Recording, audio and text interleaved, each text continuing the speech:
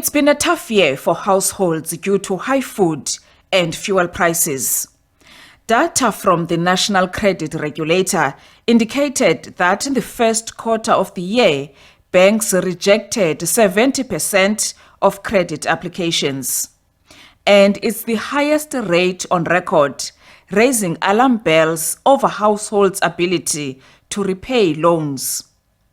Political parties say government's intervention must start with the power supply.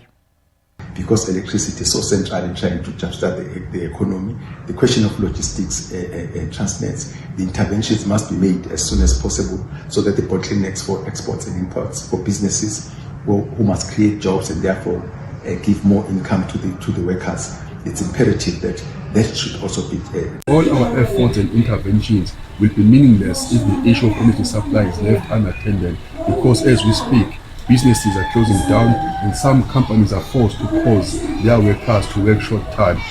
Recent data from Stats SA indicated that inflation has declined in November, with the fuel price drop being the main driver.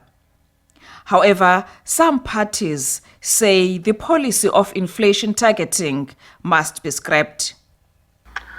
Where they increase interest rates willy-nilly, even though the sources of inflation have nothing to do with domestic demand.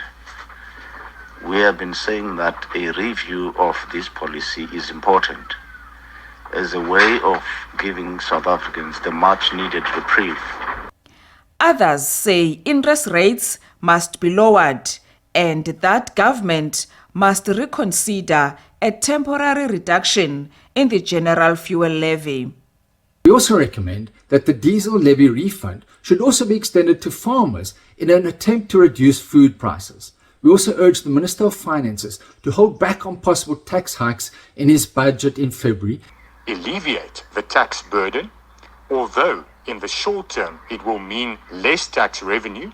We need to do that so that South Africans have more money to spend, and in the long run that will mean more tax revenue.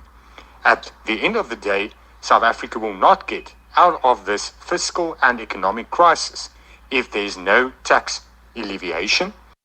An economist says government must put emphasis on job creation so that households can have disposable income. Whoever will need to lead South Africa moving forward needs to ensure that there is economic growth and employment growth, so that so many people that are unemployed get to be in not really seasonal jobs, but in predominantly permanent jobs.